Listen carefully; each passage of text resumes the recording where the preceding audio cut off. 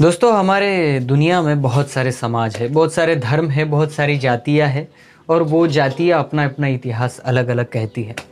तो दोस्तों, हमारे बीच में भी थोड़ा सा संघर्ष है। आदिवासी लोग कहते हैं कि रावण ये एक गोंड आदमी है और उसको जलाया ना जाए, और कोई लोग कहते हैं कि बहुत पहले से हम जलाते आ रहे हैं तो हम नहीं जलाएंगे। तो दोस्तों, इसमें एक हो रहा है कि बहुत सारे लोगों की गलतफहमियां हो रही है। कोई सवाल उठा रहा है कि ये गोंड कैसे हुआ, गोंड आदमी सवाल उठा रहा है कि ये ब्राह्मण कैसे हुआ, और अन्य जाति के।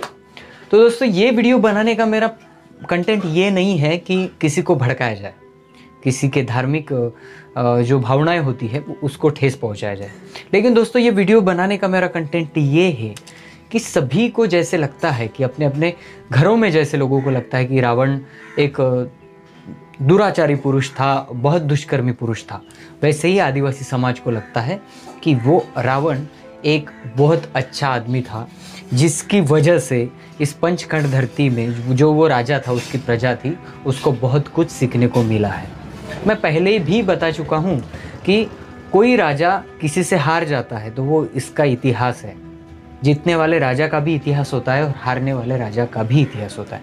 तो दोस्तों, हम आज ऐसे कुछ टॉपिक पे बात करेंगे जिन टॉपिक को सुनने के बाद आपको भी लगेगा कि मैं सच बोल रहा हूँ, या यहाँ की जो रचना है उसके बारे में मैं थोड़ा सा डीप में बताऊँगा। तो दोस्तों, ये वीडियो अगर आप स्किप कर दोगे तो कोई भी जानकारी आपके पास नहीं रहेगी।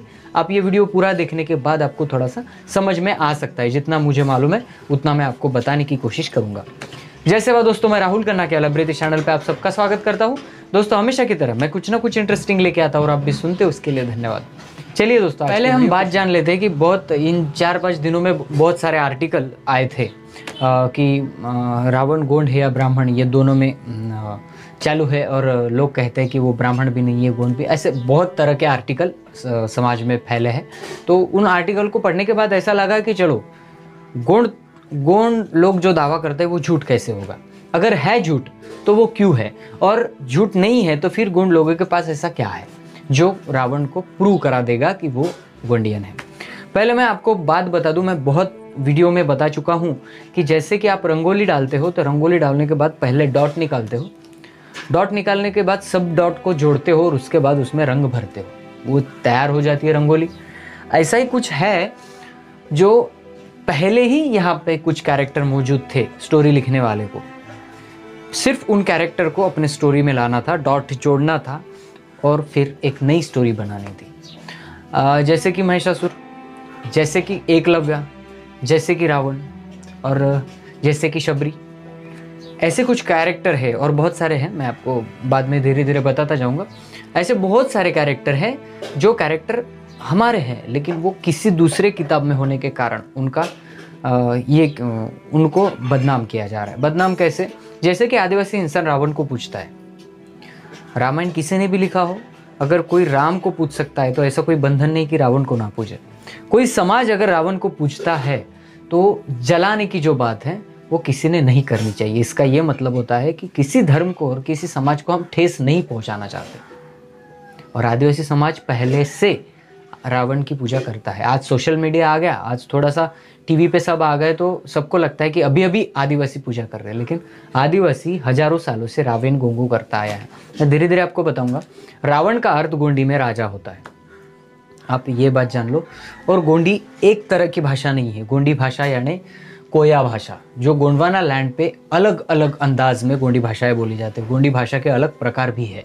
तो इसमें एक शब्द का अर्थ होता है रावण का राजा।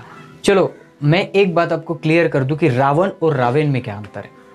रावण जो शब्द आया है वो रावण सीधा रामायण से आया है, और रावण जो शब्द है वो रावण गोंडी शब्द है। अभी आप बोलेंगे कि रावण गोंडी कैसे हो गया? आपने कभी सुना है पेन वेन? ये शब्द मैं हमेशा मेरे वीडियो में यूज करता हूँ, पेन और वेन। पेन वेन में आपको मालूम है, पेन मरने के बाद और वेन जिंदा रहते तब, ये दो शब्द है। तो वेन, रावेन, और हमारे यहाँ पे जैसे कि शब्द प्रयोग होता है सगावेन, समझा? सगावेन, रणवेन, ऐसे जो शब्द है, ये वेन की जो उपाधि है वो रावेन है, और रावेन को उपाधि दी गई थी, और इसीलिए यह सिद्ध होता है कि यह गोंडी लोगों का राजा है। आपको मालूम है शंभू शेख, शंभू शेख का मीनिंग क्या है? शंभू शेख का श यानी संयुग यानी 5, भू यानी धरती और शेख यानी राजा। शंभू शेख में यानी पंचखंड का राजा, पंचखंडों का राजा। और उसका भक्त कौन है? रावण। जी हाँ दोस्तों, उसका भक्त रावण कहा जाता है। इसीलिए भी गोंडी संस्कृति में रावण यह गोंड बताता है। आपको मालूम है रावण, आज लोग बोलते हैं कि शंकर जी का भक्त था। एक्चुअली वो शंकर जी का भक्त नहीं था। रावण यह शंभू गौरा पेंट के सामने पूजा करते थे। जी हाँ दोस्तों, मैंने जैसा कि इसीलिए मैंने वो वीडियो पहले बनाया और ये वीडियो मैं अभी बना रहा हूँ। इसका एक ही कारण है कि शिवलिंग जब तक मैं क्लियर ना कर दूँ तब तक रावण का जो वीडियो है, रावण का जो वीडियो है वो आपको समझ में नहीं आएगा। तो अभी आपको क्या करना है, वीडियो देखने के बाद शिवलिंग का वीडियो देखना है।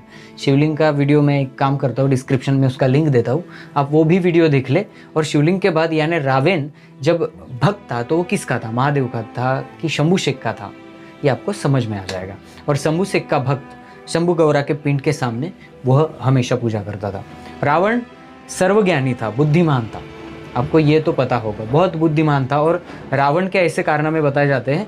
रावण ने बहुत सारे ऋषियों के यज्ञ है, जो यज्ञ है वो निष्पात कर दे, यज्ञ को तोड़ डाला। बहुत सारे लोग अगर वहाँ पे यज्ञ कर रहे, होम यज्ञ कर रहे, तो उस यज्ञ में जाके कुछ भी डाल के वो यज्ञ समाप्त कर दिया। इसका एक ही कारण था कि रावण यह संस्कृति पे मानता था कि अनाज चावल जो भी खाने की चीज़ें हैं वो अग्नि में ना जलाए। इस संस्कृति के खिलाफ रावण को कहा जाता है। और ऐसे बहुत सारी किंवदंतियाँ गोंड लोगों में फेमस है। गोंड लोगों में आज भी पाटों में बताने मुहावरों में किंवदंतियों में यह चलता है।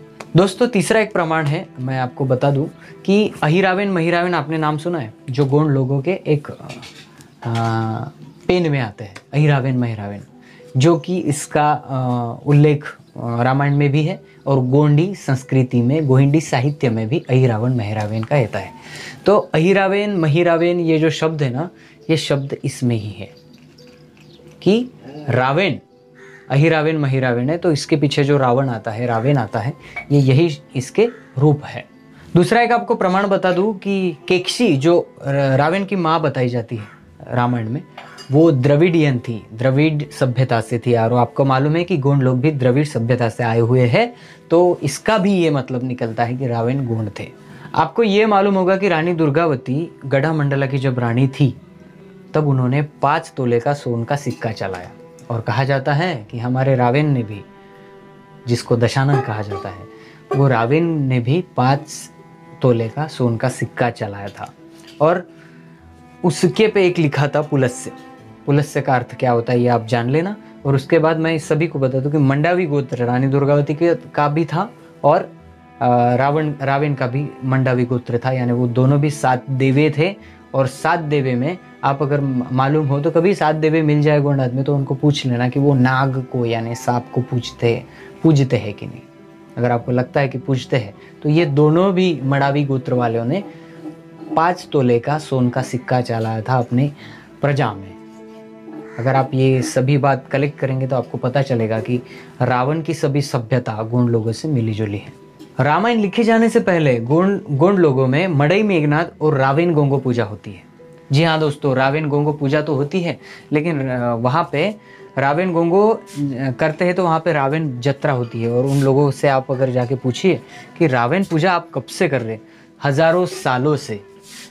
ये पीढ़ियाँ जानती भी नहीं, उतने सालों से वहाँ पे। यानी मैं एक बात ये दावे के साथ कह सकता हूँ कि जब भी रामायण का उगम नहीं हुआ तब भी गोंड लोग मड़ई मेघनाथ और रावण गोंगो की पूजा करते थे। इसका मतलब ये है कि ये कैरेक्टर जिंदा थे, कैरेक्टर थे, और इस कैरेक्टर को जैसे के वैसे उठा के उस स्टोरी में बताया गया है।